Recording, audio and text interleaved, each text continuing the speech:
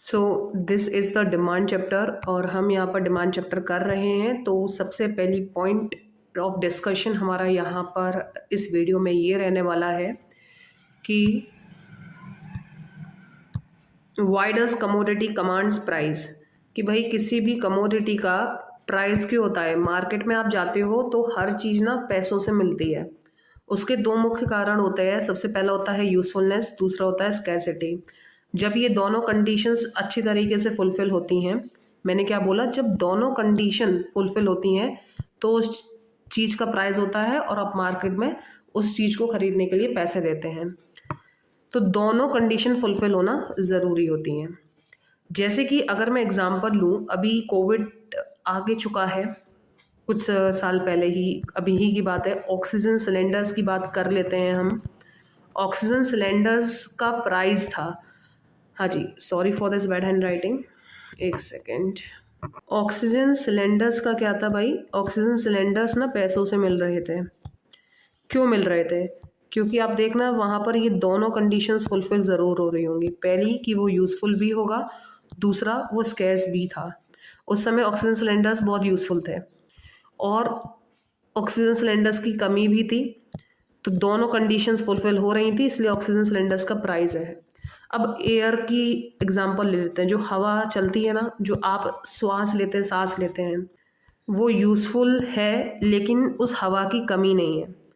तो उस हवा का, उस एयर का जो आप श्वास लेते हैं, उसका प्राइस होता है क्या? नहीं होता। क्यों? क्योंकि वो यूज़फुल तो है लेकिन स्कैर्स नहीं है। तो भाई ये वाली कंडीशन तो फुलफिल हो रही है, लेकिन ये वाली कंडीशन फुलफिल नहीं है।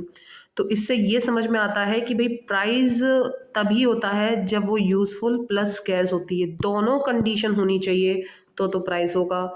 यदि एक भी कंडीशन इसमें से फुलफिल नहीं है तो उसका प्राइस नहीं होगा। यूज़फुल होती है, हाँ जी, जो चीज़ हमारे लिए यूज़फुल है, यूज़फुल होती है, इसलिए सप्लायर जो हैं उस कमोडिटी को एट अ प्राइस देते हैं। हाँ जी, एट अ प्राइस देते हैं। स्कैर्स है, इसलिए हम लोग यानी कि कंज्यूमर्स उसे एट अ प्राइस खरीदते हैं। ठीक है, इसलिए बोला जाता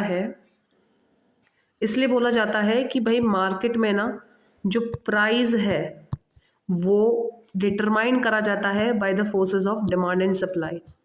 ठीक है, और जब भी हम सप्लाई चैप्टर को पढ़ेंगे तो वो हम सेलर के पॉइंट ऑफ व्यू से पढ़ेंगे, और जब भी हम डिमांड के चैप्टर को पढ़ेंगे वो हम कंज्यूमर के पॉइंट ऑफ व्यू से पढ़ेंगे।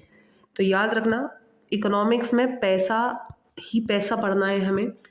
तो भाई डिमांड और सप्लाई की वजह से ही एक अच्छा सा प्राइस डिसाइड होता है हमारी मार्केट में। सप्लाई सेलर के पॉइंट ऑफ व्यू से है, डिमांड कंज्यूमर के पॉइंट ऑफ व्यू से है। ठीक है, चीज़ यूज़फुल है इसलिए सेलर सप्लाई कर रहा है at a price, cheese scarce है इसलिए